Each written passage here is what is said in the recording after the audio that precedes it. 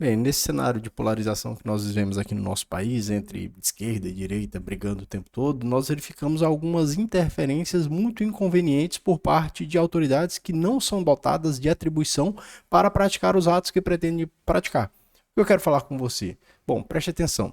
A gente vê frequentemente algumas notícias que divulgam o seguinte: deputado tal vai pedir prisão do ex-presidente Jair Bolsonaro, deputado tal vai pedir bloqueio de bens. Isso não faz o menor sentido. A atribuição investigativa dos parlamentares se reduz à atuação durante uma CPI. E ela ainda assim é limitada, já que a CPI não pode praticar atos típicos do Poder Judiciário. Então, a atribuição de um parlamentar dentro de um cenário de investigação está no contexto de uma comissão parlamentar de inquérito, seja uma comissão individual, seja uma comissão mista. O que nós verificamos é o seguinte: a utilização desses movimentos, como vou apresentar um documento perante a PGR, vou apresentar um documento perante o Supremo Tribunal Federal, simplesmente no intuito de realizar um auê político, né? De fazer uma muvuca, de ter isso divulgado em vários sites, porque o próprio parlamentar tem a ciência, e eu tenho a absoluta certeza disso, ele sabe que aquilo não vai resultar em absolutamente nada. Isso, no máximo, irá servir como uma notícia veiculada perante uma autoridade que tem a atribuição. Então, quem tem a atribuição investigativa, via de regra, no nosso país? Bom, as instituições com a atribuição de polícia judiciária e o Ministério Público. Até porque o Supremo Tribunal Federal já assentou o entendimento nesse sentido. O Ministério Público pode investigar dentro dos procedimentos de investigação criminal, desde que, claro, assegure aquelas mesmas condições às pessoas investigadas que são asseguradas nos inquéritos policiais. Então, um deputado, um senador, né, um parlamentar, um político em geral, ele não tem atribuição investigativa em se tratando de infrações penais, é importante nós salientarmos isso, de representar pela prisão, de representar pelo bloqueio. Aí eu vi uma notícia aí que chega a dar para dar risada, né? O líder do PT na Câmara vai pedir bloqueio de bens de Eduardo Bolsonaro por...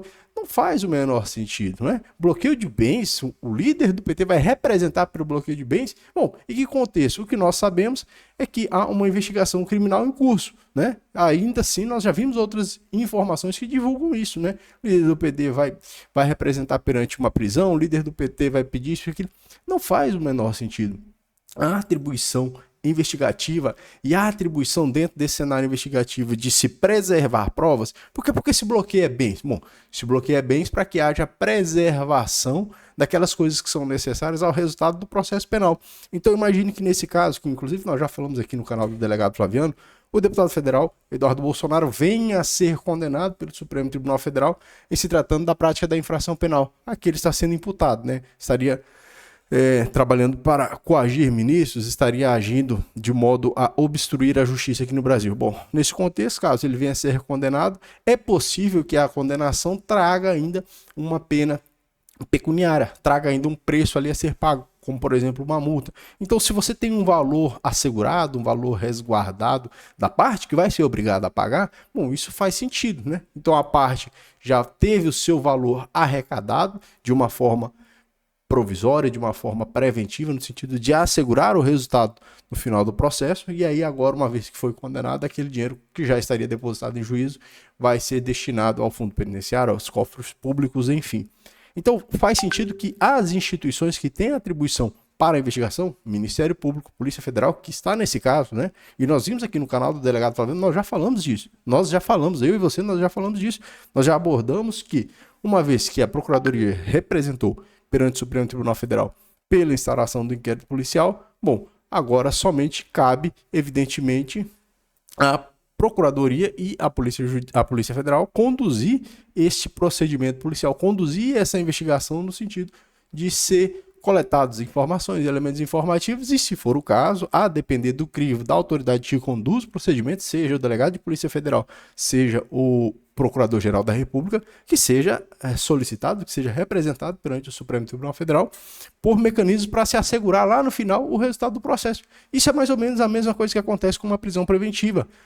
Por que é feita a prisão preventiva? Por que ela é decretada? Bom, a prisão preventiva é decretada para se assegurar o processo. Seja porque a pessoa está atrapalhando de alguma forma a investigação, seja porque a pessoa apresenta algum risco à investigação ou ao próprio processo, por exemplo, coagindo testemunhas. Por exemplo, a própria conduta de obstrução da justiça é um motivo, sim, ensejador de uma prisão preventiva. Inclusive, eu já falei aqui, né, e nós abordamos em mais de um vídeo. Se uma pessoa ela gera algum risco para o processo, né, se ela tenta obstruir, se ela conversa com testemunhas, se ela coage testemunhas, se ela pratica atos, ainda que seja fora do país, no sentido de criar um ambiente de temorosidade para as autoridades envolvidas no julgamento, as autoridades envolvidas na acusação, para os agentes policiais, para as testemunhas, para os peritos, para qualquer um que participe de alguma forma daquele processo, isso pode ensejar, com base no artigo 312 do Código de Processo Penal, uma prisão preventiva, como eu mostro aqui para você, né? Então, esses são os fundamentos de uma prisão preventiva.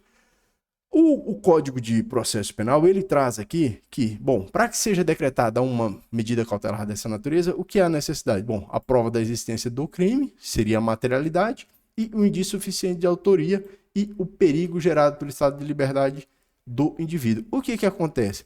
Uma medida cautelar como essa que a gente vê nessa aventura em que o líder do PT pretende o bloqueio de bens, bom, uma medida cautelar dessa teria que demonstrar, pelo menos por parte daquela autoridade que tenha a prerrogativa, a atribuição para representar isso, ela teria que demonstrar o quê? Pelo menos a existência da infração penal de uma forma bastante clara e a demonstração de que aquilo é necessário para assegurar o resultado do processo, já que você não vai estar falando do perigo que a liberdade do indivíduo representa, mas é o perigo que a não adoção daquela medida pode representar para o processo que, ao final, talvez não alcance o seu resultado. Então, se o Poder Judiciário, se o Ministério Público está em cima do deputado federal, no sentido de investigá-lo e verificar se ele praticou a infração penal, e se sendo vislumbrado que, ao final, haverá necessidade de valores a serem retirados daquela pessoa que foi processada, no caso, o deputado federal, o Poder Judiciário pode, após representação da Procuradoria-Geral da República ou representação do delegado de Polícia Federal, pode determinar o bloqueio de bens. Bom, isso não é somente opinião, isso é a interpretação da legislação que a gente extrai a partir desses textos. Não somente o texto do Código de Processo, mas também do texto constitucional. Não é algo muito suscetível a debates, né? As interpretações, elas até podem sugerir uma divergência a respeito de um texto ou de outro, claro, alguma discussão, mas até essas discussões a gente consegue vislumbrar. O que a gente não consegue vislumbrar é a atribuição para um parlamentar representar perante o Poder Judiciário por medidas cautelares dentro de um processo penal, né? É possível que um parlamentar, enquanto um agente privado, represente por medidas cautelares civis dentro de um processo civil e que discuta coisa do seu interesse ou prerrogativas do próprio parlamentar, como, por exemplo, o mandado de segurança, o direito a discutir questões atinentes ao processo legislativo. Então, o parlamentar pode, dentro de um mandado de segurança, representar uma medida liminar no sentido de assegurar ali as suas prerrogativas enquanto parlamentar. Mas, em se tratando de processo penal, o titular da ação penal pública, quem é? Ministério Público, tá certo? O que você pensa a respeito disso? Faça o favor de comentar, deixe seu comentário, deixe seu like se você gostou, se inscreva no canal e esteja compartilhando esse vídeo para mais pessoas poderem aprender um pouco do sistema jurídico sem ficar afeta a essa coisa de patriotismo ou de petismo e comunismo, essas coisas aí, né? A gente tentando nos ater como é o sistema jurídico legal hoje e se quer ou se pretende mudança, então que o Congresso Nacional promova as mudanças e aí sim, então que ele coloque lá então que um parlamentar pode representar perante o judiciário por medidas cautelares dentro de um processo de inquérito, um procedimento de inquérito conduzido pela polícia, tá certo? Forte abraço e até o próximo vídeo.